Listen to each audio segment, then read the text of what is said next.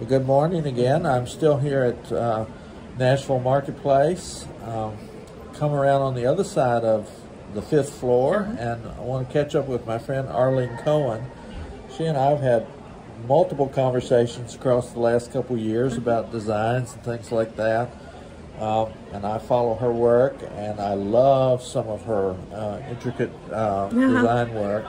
And I am going to go back into her shop this morning and take a look at that. Arlene, what I love to hear as we start these little bit of interviews is kind of what got you captured. Who were your mentors? How did you start with fiber? Well, I've been stitching since I was in high school, actually even earlier. I think, like, when I was little, my mom get us like little kits to keep us active, and somewhere along there must have been like a cross-stitch kit that maybe I half finished. Right. But my first story of cross-stitch is, what was the name? Cross-Stitch and Country Crafts, an old magazine. One day a sample issue showed up at our house. I was 15, I was in high school. And there was no reason why a sample issue of a cross-stitch magazine should have showed up at our house. Sure. I don't know how that happened. Fate. Fate, absolutely. Yeah. So I was the one who picked it up, flipped through it, and found this picture of a cross-stitch design, and many people may be familiar with it, of a little girl sitting with her dolls at a tea party. It was basically a full coverage thing. Right. And I thought it was amazing. And I was like, how do you create that out of thread? Like, how is that possible? And I just got obsessed with it, and I wanted to do it, having never really done much with cross stitch before. Sure. I at some point got myself to get my mom to drive me to a craft store. I mean, kind of like a precursor of a Michaels or something like that. I knew enough about those threads that were called DMC that all the numbers in that pattern, I had to get those threads. And so I'm sitting there on the floor of the store, and I'm picking all these threads. And my mom comes by, and she gives me a look, you know, that mom kind of look. Yes. And I knew what it was going to be. And I said, Mom, I'm going to spend my babysitting money on this. You don't have to buy this. And she looked at me and said, I don't know why you're wasting your money. You will never finish that. Granted, I had the reputation at that time. Moms hear this now, though. But I had the reputation at that time of getting all looks okay. Yeah. But there was something about her saying that I was like, I'm going to do it. Damn it. And exactly. And so I finished that little girl, got it framed, and I did 2 other sort of on the same vein that came from that old magazine that I picked up copies somewhere. And I was off and running. So my stitching started with cross-stitch, and then I would cross-stitch through college in various projects, and had great. When I was in basically my first job, I was teaching outside of Washington, D.C. in Northern Virginia, and I found a store, and I mean, I went there, I believed it had cross-stitch, which it did, but it also had all this other stuff. Do you remember the name of the store? Because I probably went there too. I don't. There was a Wild and Woolly there, and then there was a really cool one in Arlington that I don't know the name of anymore. It might have been in Arlington. I was living in Falls Church, living and working in Falls Church, but I couldn't tell you. That's fine. Yeah. I'm just curious. But they had this stuff called canvas, and you did stuff on canvas, and they had patterns that were labeled blackwork and hardanger, and so that just like opened my eyes to what was out there. And so when I moved to Central New Jersey, which is where I am now, I had been in the middle of working on, not Jean Hilton. Is it? No, the Color Wheels. It's a counted canvas work design. Is it? No, it's not a Jean Hilton. It's, it'll come to me. And somebody there is shouting. Yes, somebody is shouting right now. Because she did like 2 companion pieces. There was the Color Wheels, and there's the one that has all the blocks of color, which never really appealed to me in the same way that the Color Wheels did.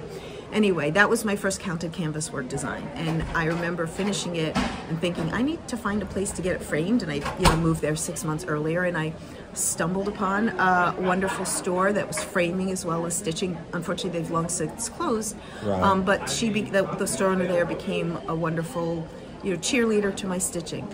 Somewhere along that line in those years, I'd come across something that I had an idea. There was no pattern for it, so I'd kind of come up with something on my own. Or at some point later, I did do a Jean Hilton design that I saw somebody blogging about.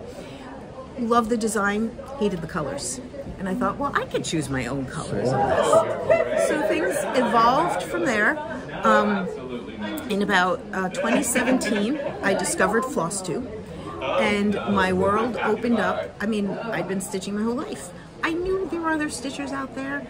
I was on Facebook and other social media, but I never made that connection between other stitchers out there that I could find on social media if I didn't have them in person. Many of us are kind of self-taught, yes, and don't have that connection, and it's harder to find that community. No, absolutely. And when I started to find this community, and you know, was starting to like comment on people's videos, and then they would respond, and I was like, wow, this is the beginning of finding a community. And I decided, well, let me give this video thing a try. I wasn't even sure how to like get things set up. I was just saying earlier that my Flosstube is, my name on Flosstube is Arlene Cohen. It's just my name. It is not Works by ABC. And that's because I so did not know what I was doing when I set it up, that I had connected it in effect with my quote personal Gmail account. So if I changed the Flosstube name, or the YouTube video name, to Works by ABC, it was going to affect my like regular life Gmail stuff. So anyway, you can find me on Flosstube with Arlene Cohen. And it was also from that Flosstube world that I, in a very kind of, I've never been able to trace back who this was, had stumbled upon a video. It was a man, and he was sitting in his car, and he was talking about, in that last video I showed you a picture of my, I think it was like an eagle or something that I came up with. And some people said that they would love to stitch it. So I put together a PDF, and I opened an Etsy store. You can go buy it for $2 if you want. And he was so casual about that idea, that it was that easy. And I thought, well, let me look into this Etsy thing. Well, I think, I want you to keep going, but I think for a lot of people, design seems so difficult and so out there in the world. Yes. But you're saying it's much more accessible, and probably people could do more of it than they think they can. Absolutely. And in my other life, I'm a middle school math teacher, so graph paper has always been my friend. So a lot of the earlier things I did before I was, officially doing Works by ABC as my designing, was graph paper. Some of the things that I have hanging on my walls now that, like there's one particular big canvas work piece that actually is often behind me when I'm filming. Occasionally some people have asked, will you ever, because that was my own design, will you ever make that available for sale? And the truth is, like, there's pieces, it's like I don't have enough data or information to remember what I did. And the instructions to write out all the canvas work pieces of it is just like not where I am. But cross stitch is way more accessible.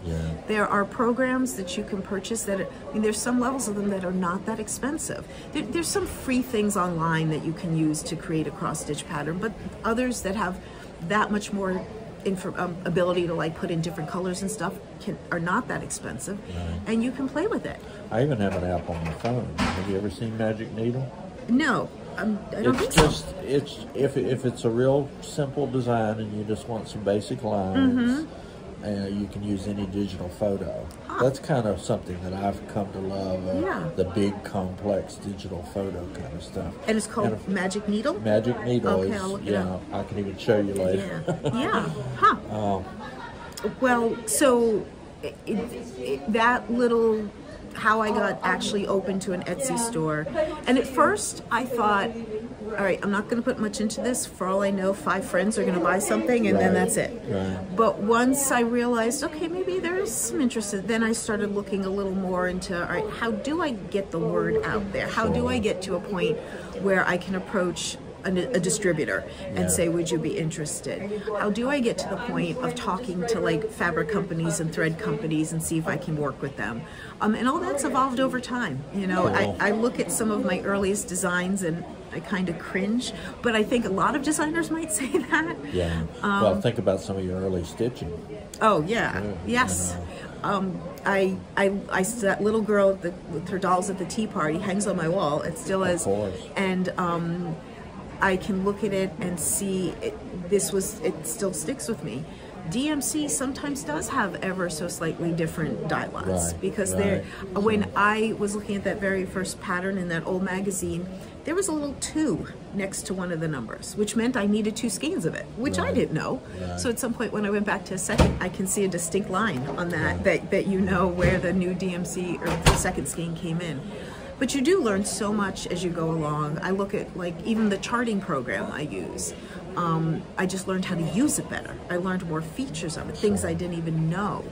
And some of that is talking to other folks, and some of it is just kind of, I've always been like a self-taught on a lot of levels, so I will explore. It's wonderful to have the communities like a Facebook to post, hey, does anyone know how to do X, Y, or Z? And in general, I have found lots of positive support in this community. I attended the first StitchCon in 2018, and who was it that I met there? A designer, well established, I'm trying to think of the name. And she was, I said, would you take a look at my patterns? And she said, sure. And she just gave me some concrete feedback. To help. Yeah. I don't feel the competition. Even the shop owners near me. I'm in Central Florida, and I always feel like I can call people and ask for ideas and stuff. Now, I have to tell you, I have a newfound respect for you that you're a middle school teacher. Not even math, just middle school. When my kids were in middle school, I used to threaten middle school island. So it takes a certain personality. Well, and this is what I say to people when I hear that kind of thing. Don't put me in front of a classroom of 6-year-olds. Don't put me in front of a classroom of 16-year-olds. Sure. It is the 12-ish-year-old kids that is where I relate the most. And I think you could talk to any teacher at, you know, whatever level they're doing, there's a reason why they're doing that level. Right. You know, it's there, that's the age that they can make the best connections and hopefully have the best impact on. Well, I taught English at a community college, and my line was always, I don't do parents. Now, that was not completely true, but for the most part. Now, one connection that we've made over the last couple of years is that I have had call for folks who want designs reflecting their Jewish heritage. I have this lovely little lady who's in her 90s now. She's doing talent bags for her great-grandchildren. Wow. And she spends hours in the shop. She's a needle pointer, and she spends hours in the shop so she can get the perfect shade. And she's always saying to me, you know, I might not live. I said, well, you're doing fine right now, so you keep on working on it.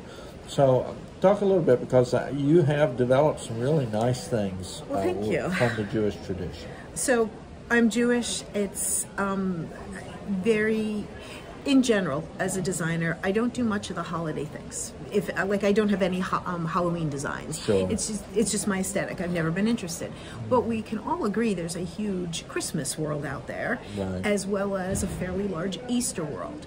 And those are two holidays that obviously are in our daily lives, but they don't have any connections to me. Hanukkah, over the last, I don't know, decade or 2 decades, has started to become a holiday where people decorate more. And I'm saying even beyond like cross-stitch world, just decorate.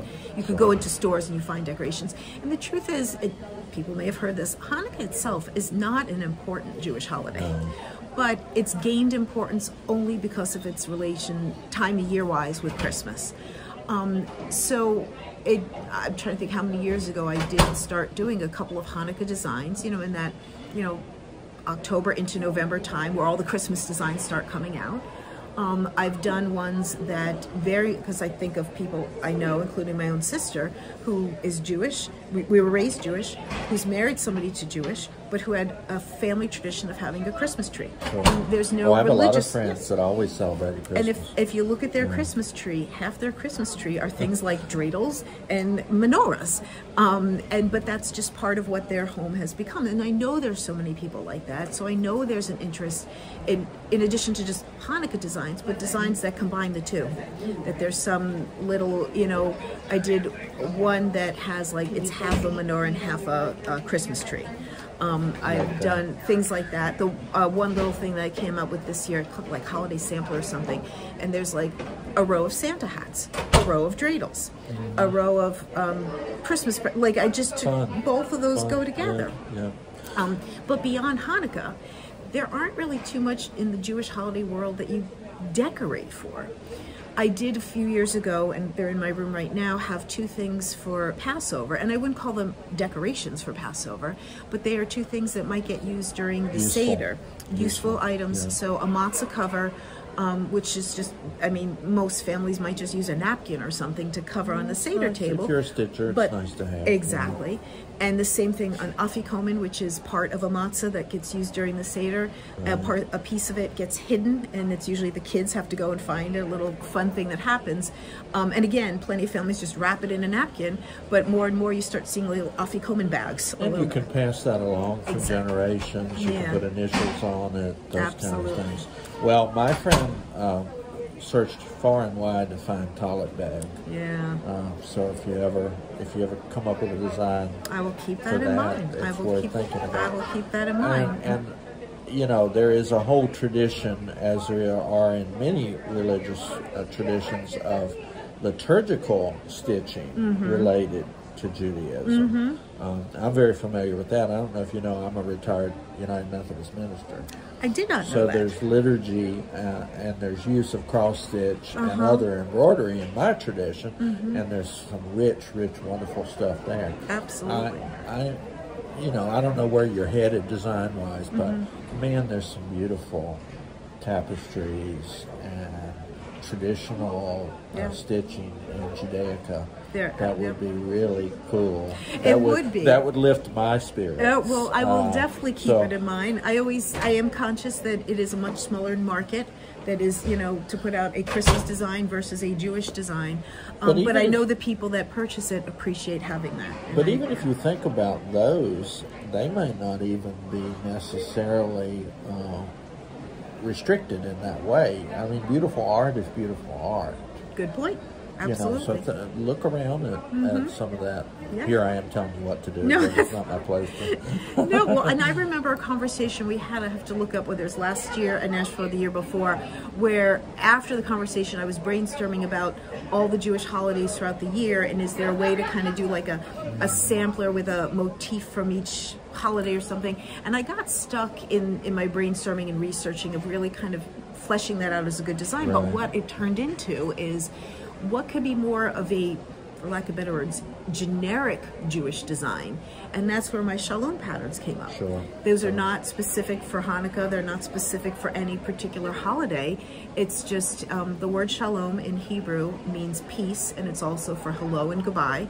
And so I have a design where I have shalom in Hebrew and shalom in English. It's two separate patterns, but they mirror each other, so to speak, and it's got a geometric look to it, because that's another part of my aesthetic, is a lot of, because I have a math teacher, there's a lot of geometry that often comes into my designs. Pixels have changed our world. Yes, yep. We didn't call them that. The other thing I was thinking about as you were talking, I've had a number of families come in who a Jewish person is married a Christian, and the in-laws are trying to figure out what Rosh Hashanah and all that sort of, and I can't see you doing some sprightly little cross-stitch design for Rosh Hashanah or Yom Kippur, but I wonder if there's a way to kind of share that so that non-Jewish folks would at least have an idea of the major celebration. Absolutely, yes. Because I probably could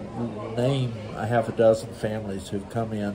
The in-laws live in Florida, the kids got married somewhere else, and the mother-in-law is really trying hard. She's a great stitcher, and she's really trying hard to be sensitive to that. And that's wonderful that there's people out there. My oldest son married a young man with Jewish heritage, and I designed a sampler for them, and I did research and found an old Hebrew alphabet along with the other one. So I love that idea of combining those things. Absolutely. I have a reproduction sampler. I think you've seen it, with the Hebrew alphabet. I have a few samplers, reproduction samplers, 3 of them that have each been done for very specific uniqueness to them.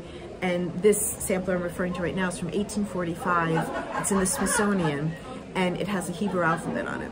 And the name is B. Hollander, just the capital letter B. And you assume it's a girl, because that's who usually made these samplers. And doing the research on, from that time period, how were particularly girls educated? Like, what is it that she learned the Hebrew alphabet? Now, what's not known is what country this is from. It's just no way. But even in my research about the Hebrew, I don't know if you know much about the history of the Hebrew language. How I've studied. Okay, great. Who was learning Hebrew as a kid in 1845? Well, there was the idea of educating usually the boys for religious purposes. Right. But then sort of reading up to a certain age, 5 or 6, girls and boys might have been in the same class together, because what did girls need to learn at that time of day? At that time is how to keep a kosher home, how to say Friday night blessings. And so there was a need for girls to learn Hebrew, at least in the most basic way. So this little girl who has the Hebrew alphabet as well as other alphabets on her sampler, I just like to imagine she, you know, flourished from there. And maybe she grew up and kept a kosher home and used the Hebrew that she learned from when she was 5 or 6. And we haven't even gotten into Yiddish. Yeah. And other kind of offshoots that have rich traditions as well. Absolutely. Especially in this country. Yes. Well, we could go on and on, but I better stop here because my viewers are used to kind of short and snappy. Got it, yep. But I'm going to say thanks again to Arlene for coming out and sitting in the hallway with me and talking about things. And I'm going to go in and do a little survey of what she has here at Market this year. And again, check her out. It's Arlene Cohen on YouTube. Any other sites you want to? So my business is, look, I can even do this. Works by ABC. And so you can find me on Etsy. I also have a website that is worksbyabc.com, which has pictures of everything and also links to my Etsy store, which is where you can also find everything written out. But that's worksbyabc.com will get you there. I like that little Etsy you threw in. Yeah. All right. Thank you again, Arlene. Thanks, Gary. Right here. Okay. I think I want to add blueberries. You are good to go. Three of these. Thank you. Why did you send me this? Yes, no, I see it. Yeah, because you have ours was also on that. Okay, so cherry blossom. We're good. Thank you so much. You have a bag. Sorry. I hopped in and I'm like, Yeah, we picked up that, but I was inputting it and going, we didn't get cherry blossoms. yes, you said we did. I'm sure I wanted it, but she said I was all thrown by how many people were in the room when I turned around. Thank you so much. Okay, thank you. I thought that's what you wanted, but I heard you say you were getting the landscape again, and I'm like, okay, but. Okay, what's next? 3 bluebirds, cherry blossoms. Yeah, I asked you to bring landscape for me, which you did, and then forgot to pick up cherry blossoms.